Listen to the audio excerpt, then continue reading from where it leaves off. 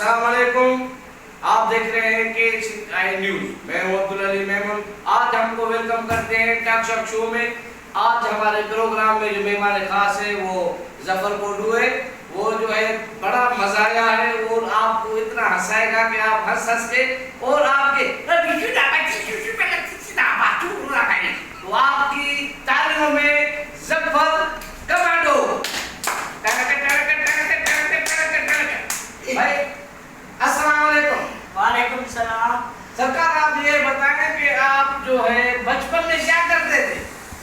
بچپن میں جال بناتا تھا. جہاز بناتے تھے. تو ابھی کیا کرتے ہیں؟